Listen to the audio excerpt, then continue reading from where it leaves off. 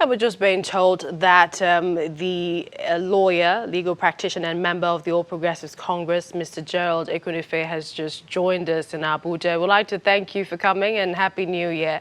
Talking about the president's letter to Nigerians, there have been a lot of optimism, but my earlier guest, Mr. Martins, he's not very certain. He's saying that the president and this government needs to put the words, match the words to action.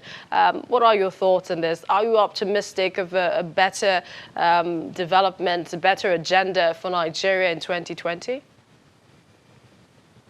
Oh, definitely. Millicent, Happy New Year to you too. And Happy New Year to Nigerians. Okay, so I do not think, yeah, we should be optimistic. But beyond optimism, I think the latest statistics being reeled out by the World Bank is showing that, we are going to not have to dwell on optimism alone, but actions, verifiable actions. The latest report of I'm sure you are aware, of the IMF puts Nigeria, okay, GDP growth at 2.3. And that is just, about the 6th position globally. Globally. Don't take my word for it. It's out there in public domain. The International Monetary Fund, rather, okay? In that list, Millicent, India, China are leading on about 6.1% GDP growth. And I think Indonesia is 5.1, Pakistan is 3.3, I think US is 2.4. Immediately after that, your country under Buhari comes, I think, 6, 2.3. We beat UK to it. We beat, France to it, and so many other countries. So you can see that even though it's not yet Uhuru, we are not yet there. But under this president, we are not doing terribly. We can do much, much, much more. But the reality is that it is because, and I don't want to go there because Nigerians are touchy when we want to, go there. Just because there have been a massive rot for decades, no systematic, sustainable, economic growth, okay? And a president steps in at the height of that difficulty. It looks like, no matter what progress is being made, it is not, being immediately felt. And so, objective and sound economists who perhaps want to, that's also the reason Nigerians voted for change. We need to take a break now. We'll come back and find out more of your thoughts about some of the issues. Still ahead on the program, Senator Shehu Sani is beginning his new year in EFCC custody. Find out why when we return.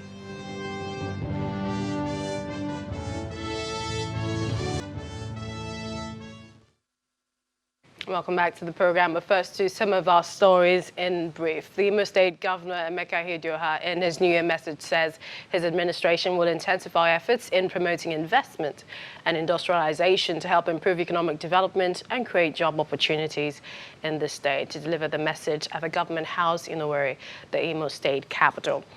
And as the world ushers in a new year, the national president of the Pentecostal Fellowship of Nigeria, he has commended the federal government for its efforts in combating the Boko Haram terrorists in the northeastern part of the country. The PFN national president described the political squabbles in the ruling party in Edo State as an issue the people of Edo State can address effectively when it comes to exercising their franchise.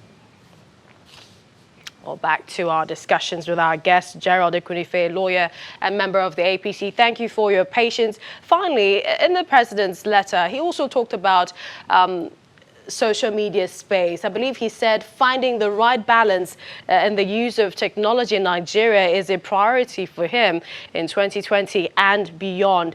Now, so he believes there's a need to subject the social media space to proper debate. But do you see the bills on hate speech, social media in Nigeria's best interest? I would say an emphatic yes to that, Millicent. I think there is the need, to revisit our use of the social media. The truth of the matter is that nobody can deny the fact that we still have national question. We are still, working at our union as a nation, given how pluralized we are. And given, if you follow, Millicent, the 2015 elections, and then the 2019 elections, and the rhetorics in the social media space, you will have no doubt but to agree with me that we postpone the debate about, regulation of the social media. We will do that to our own peril. Now, I understand, that what is fashionable, what is conventional, what is popular is to talk about, restriction of free speech. But, Millicent, I am sure you are aware that in the UK, there is a hate speech law regulating it. In France, in most parts of Europe, in fact, most advanced countries of the world, except US, where they did not, because the attempt to regulate the social media space, was met with constitutional crisis at the Supreme Court, and so they only criminalize what is called fighting words. I'm talking about with the level of their sophistication. With the level of the sophistication of this country, they see the need for that. Imagine the level of lack of sophistication in Nigeria. How literate are we? How democratically attuned, aligned are we? So people come out.